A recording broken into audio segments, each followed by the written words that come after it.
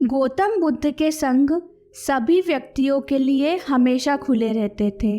सब उनके शिष्य बनना चाहते थे।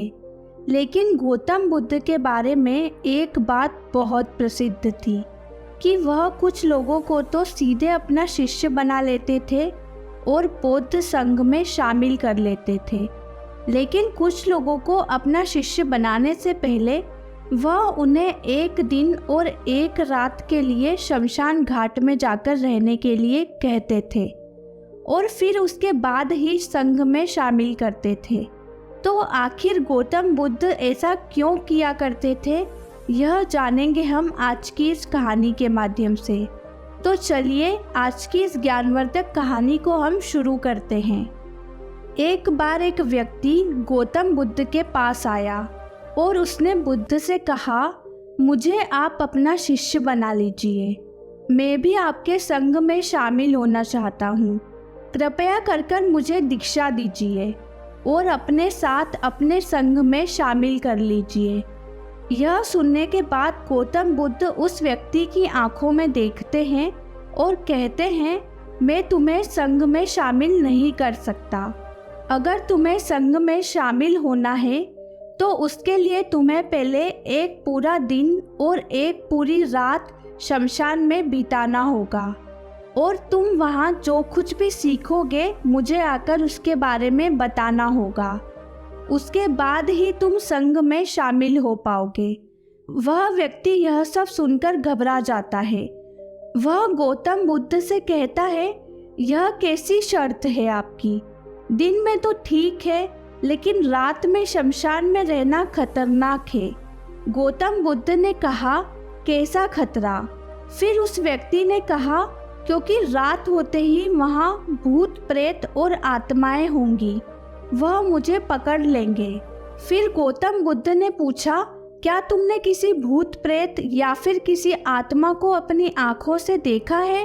उस व्यक्ति ने कहा, नहीं गुरुदेव, मैंने अपनी आंखों से तो नहीं देखा, लेकिन मैंने लोगों के मुंह से भूत प्रेत और आत्माओं के होने की कहानियां ज़रूर सुनी हैं और मैंने कुछ लोगों को भूत प्रेत लगते भी देखा है।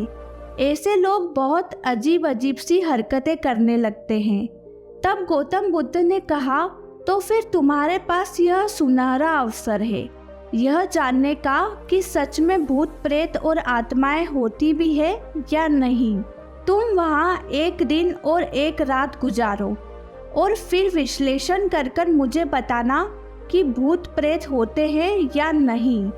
अगर तुम्हें वहाँ भूत प्रेत मिल जाए तो तुम उनका विश्लेषण करना कि वह कैसे होते हैं, और अगर नहीं मिले तो तुम यह भी जान जाओगे कि वह नहीं होते हैं। तुम घबराना मत। वहाँ जो भी घटना होगी तुम मुझे उस घटना के बारे में आकर बताना।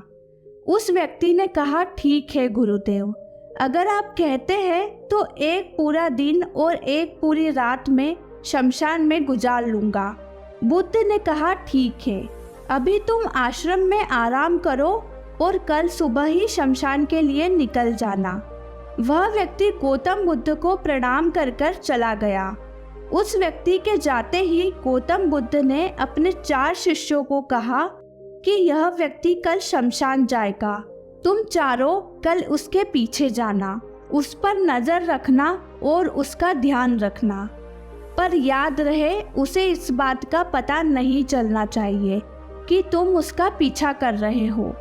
अगले दिन वह व्यक्ति गौतम बुद्ध के पास गया और बोला, जैसा कि आपने कहा था, मैं शमशान के लिए निकल रहा हूँ। गौतम बुद्ध ने उस व्यक्ति से कहा, ठीक है, अब तुम जा सकते हो। वह व्यक्ति शमशान जाने के लिए निकल गया। एक पूरा दिन और एक पूरी रात शमशान में बिताने के बाद वह व्यक्ति गौतम बुद्ध के पास लौट आया। गौतम बुद्ध उस व्यक्ति को देखकर मुस्कुराए और फिर बोले, तुमने एक पूरा दिन और एक पूरी रात वहाँ गुजारी, तुमने वहाँ क्या देखा और क्या सीखा? उस व्यक्ति ने कहा, मैं वहाँ सुबह सुबह गया। कुछ देर बाद मैंने देखा कि कुछ लोग एक अर्थी लेकर आ रहे हैं। उस अर्थी के साथ एक बड़ी भीड़ थी। वह अर्थी एक बूढ़े व्यक्ति की थी। उस बूढ़े व्यक्ति के चारों बेटों ने अर्थी को कंधा दे रखा था। वे चारों बहुत दुखी दिखाई पड़ रहे थे। वहीं अर्थी के पीछे चलने वाले कुछ लोग सामान्य थे, कुछ लोग बहुत दुखी थे तो कुछ लोग बेहद खुश थे। उन सभी लोगों में से कुछ लोग बातें कर रहे थे कि अच्छा इंसान था बेचारा, लेकिन अब नहीं रहा। कुछ लोग कह रहे थे कि उस व्यक्ति ने अच्छे कर्म किए हैं, यह बहुत किस्मत वाला है। वही कुछ लोग यह भी कह रहे थे कि अच्छा हुआ इसके साथ, बेचारा बूढ़ा बिना किसी ज़्यादा दर्द और पीड़ा के इस दुनिया से चला गया। इस तरह वहाँ मौजूद और भी लोग उसके बारे में तरह तरह की बातें कर रहे थे। फिर उस बूढ़े व्यक्ति को चिता पर लेटाया गया और उसके बड़े बेटे ने उस चिता को अग्नि दी। वह कुछ देर वहीं खड़ा रहा। फिर सभी लोग वहीं पास के ही तालाब से नहाकर वहाँ से चले गए। उसके बाद मैं काफ़ी देर तक वहाँ बैठे हुए उस व्यक्ति की जलती हुई चिता को देखता रहा। फिर जब दोपहर हुई, वहाँ एक अर्थी और आई। वह अर्थी एक जवान औरत की थी। उस औरत का पति उस अर्थी के आगे आगे चल रहा था और वह बहुत दुखी था। उसकी आंखों से आंसू बह रहे थे और वहाँ आए सभी लोग भी काफ़ी दुखी थे। अर्थी के पीछे चलने वाले लोग कह रहे थे कि बहुत ही गलत हुआ इस लड़के के साथ। इतनी सी उम्र में ही इसकी पत्नी ने इसका साथ छोड़ दिया। अभी तो बेचारे की पूरी जिंदगी पड़ी है। 2 छोटे बच्चे हैं, यह अकेले उनकी परवरिश कैसे करेगा? भगवान ने बहुत गलत किया इसके साथ। हे गुरुदेव, उन सभी लोगों में मैंने देखा कि बहुत से लोग काफ़ी ज्ञानी थे जो उस मृत स्त्री के पति को समझा रहे थे कि रो मत, क्योंकि आज नहीं तो कल उसे यहाँ आना ही था। किसी को पहले तो किसी को बाद में, लेकिन एक दिन सबको यहाँ आना ही है। कोई भी मृत्यु से बच नहीं सकता, सब कुछ यहीं रह जाता है। इसीलिए हमें क्रोध, चिंता, लालच और बुरे कर्मों से बचना चाहिए। जीवन हमें ज्ञानता और परोपकार से जीना चाहिए। किसी भी व्यक्ति को कभी कष्ट नहीं देना चाहिए। धन के पीछे हमेशा भागते रहने से कुछ नहीं होता है। अंतिम में हम सबको एक दिन शमशान में ही जाना होता है। इसी तरह की और भी ज्ञान की बातें वह सभी ज्ञानी व्यक्ति आपस में करते रहे। फिर उस स्त्री के पति ने उसकी पत्नी की चिता को अग्नि दी और फिर जोर जोर से रोने लगा। उसे रोता देखकर कुछ लोग उसे सांत्वना देने आ गए।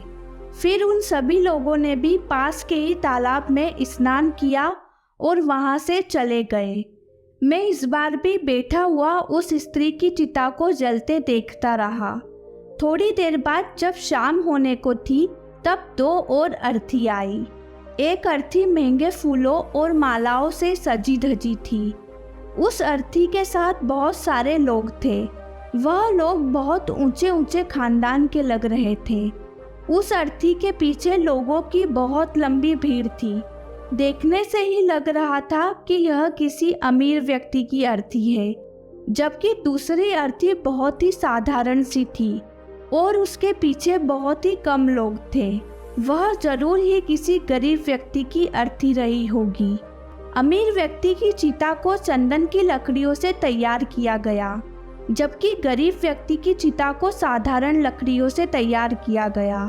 पहले अमीर व्यक्ति की चिता को जलाया गया क्योंकि वह अमीर था, जबकि बाद में उस गरीब व्यक्ति की चिता को जलाया गया। उसके बाद गौतम बुद्ध ने पूछा, क्या तुम्हें उनकी चिताओं में कोई अंतर दिखाई दिया? उस व्यक्ति ने कहा, नहीं गुरुदेव, मुझे तो कोई अंतर नहीं दिखा। दोनों व्यक्तियों की चिता एक समान थी। दोनों के शरीर उस चिता में जल भी एक समान रहे थे। उसके बाद दोनों उसमें पूरी तरह जल गए। अंतिम में जो बचा वह भी एक जैसा ही था, उसमें कुछ भी अलग नहीं था। दोनों के शरीर एक समान ही जले और अंत में जलकर राख हो गए। गौतम बुद्ध ने पूछा, फिर क्या हुआ? उस व्यक्ति ने कहा, उसके बाद रात हो गई और फिर वहाँ कोई नहीं आया। मैं पूरी रात वहीं पर रहा और अगली सुबह आपके पास आ गया। गौतम बुद्ध ने पूछा, क्या तुम्हें वहाँ कोई भूत प्रेत या फिर आत्माएं दिखाई दी? उस व्यक्ति ने कहा, नहीं गुरुदेव, मुझे वहाँ कोई भूत प्रेत और आत्माएं नहीं दिखाई दी, लेकिन मैं पूरी रात अपने आप से ही डरता रहा। कभी हवा की सरसराहट से, कभी पेड़ के पत्तों से, तो कभी जानवरों की आवाज़ों से मैं डरता रहा, लेकिन पूरी रात में मुझे कोई भी भूत प्रेत या आत्मा नज़र नहीं आई। और फिर सुबह हो गई और मैं आपके पास चला आया। गौतम बुद्ध ने उस व्यक्ति से कहा, ठीक है, लेकिन मैं तुम्हें संघ में शामिल नहीं कर सकता। उस व्यक्ति ने कहा, लेकिन क्यों गुरुदेव? गौतम बुद्ध ने कहा, क्योंकि तुम अभी उसके लिए तैयार नहीं हो।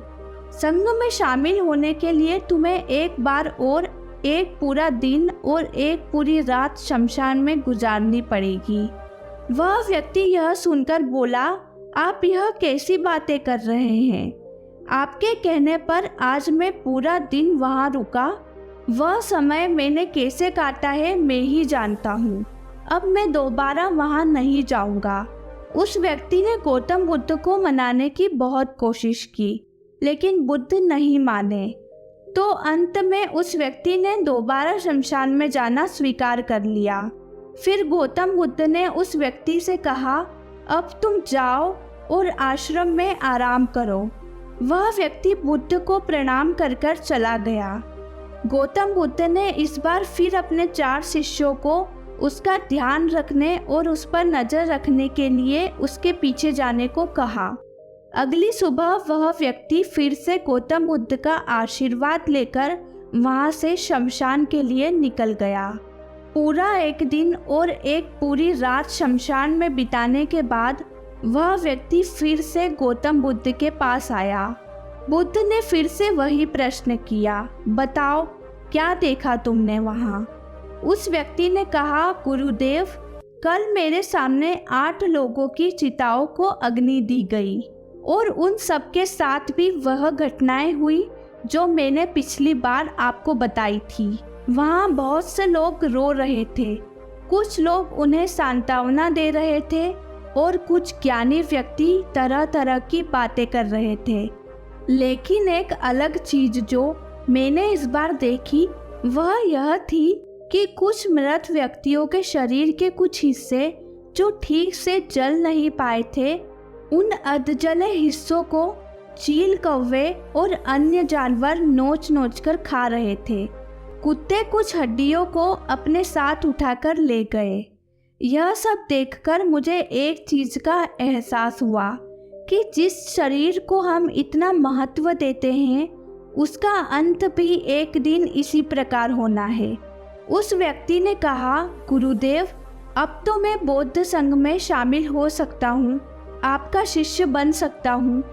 गौतम बुद्ध ने कहा, नहीं, मैं अब भी तुम्हें संघ में शामिल नहीं कर सकता। उस व्यक्ति ने कहा, मैं तो आपके कहे अनुसार 2 बार शमशान में रहकर आ चुका हूँ, अब तो आपको मुझे संघ में शामिल करना ही पड़ेगा। गौतम बुद्ध ने कहा, जिस महत्वपूर्ण चीज को देखने के लिए मैंने तुम्हें शमशान भेजा था, तुम अभी तक उस महत्वपूर्ण चीज को नहीं देख पाए हो, इसीलिए मैं तुम्हें संघ में शामिल नहीं कर सकता।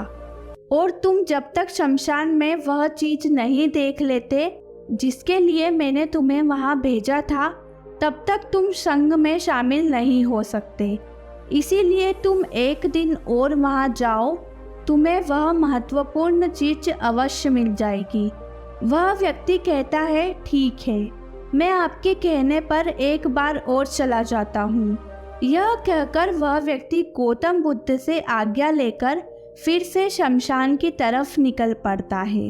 वह फिर से एक पूरा दिन और एक पूरी रात शमशान में गुजारता है, लेकिन इस बार उसके अंदर कुछ घट चुका था।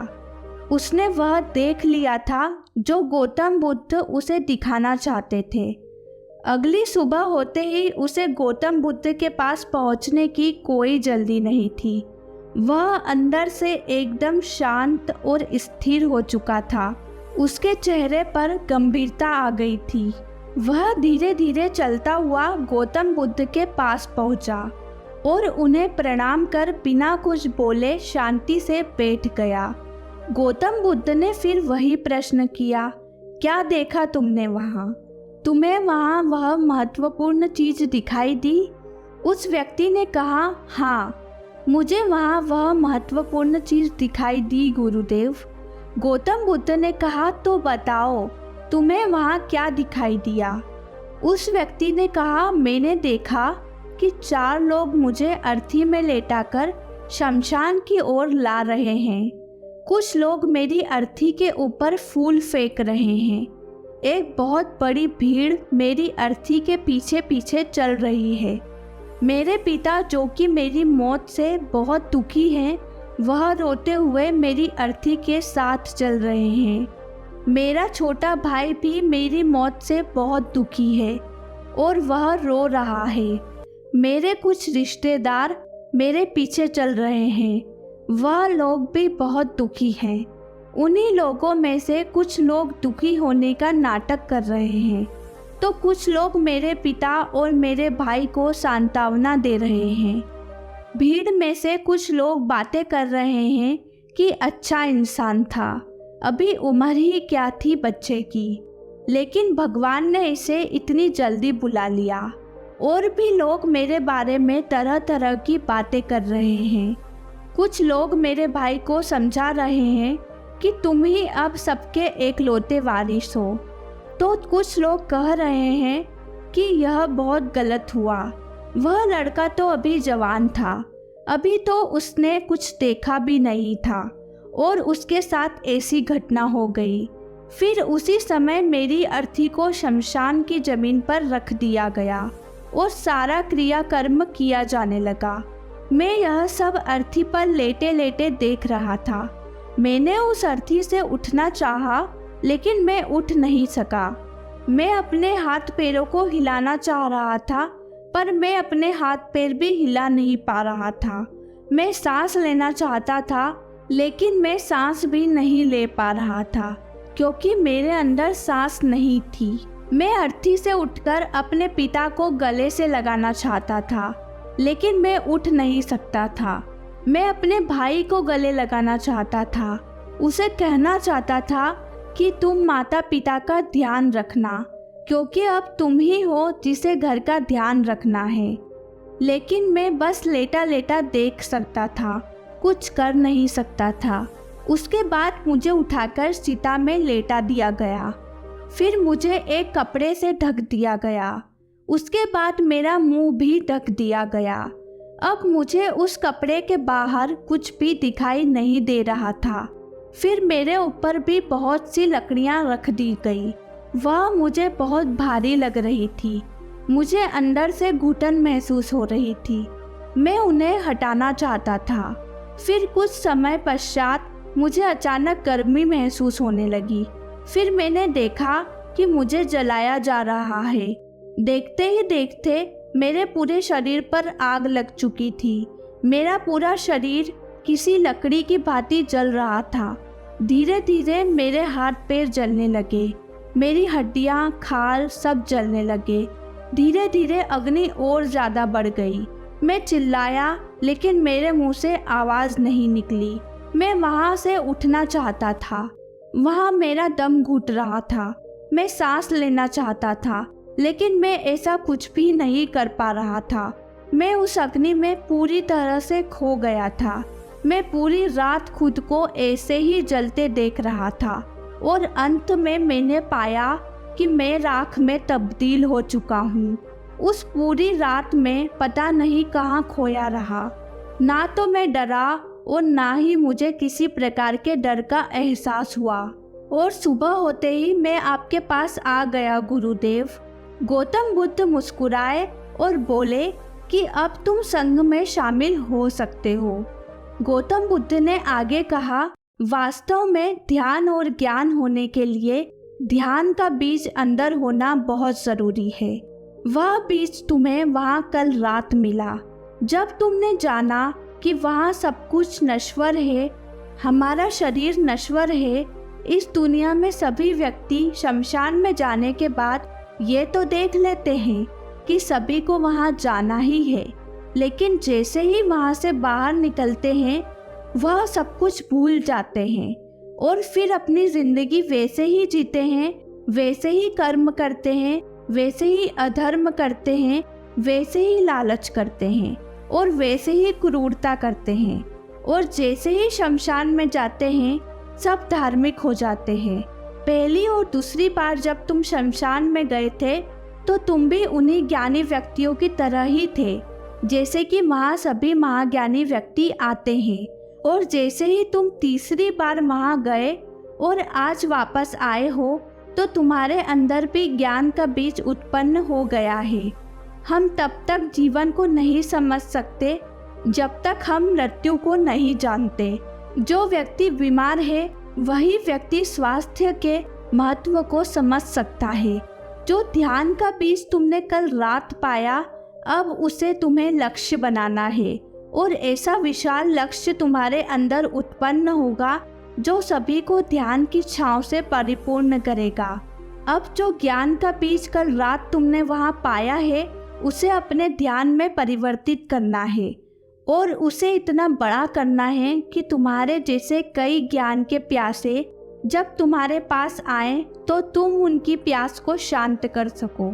अगर आप लोगों को यह कहानी अच्छी लगी है तो वीडियो को लाइक कीजिए और चैनल को सब्सक्राइब कर बेल आइकन पर प्रेस कीजिए ताकि ऐसी ही ज्ञानवर्धक कहानियों के नोटिफिकेशन आप लोगों को सबसे पहले मिल सके।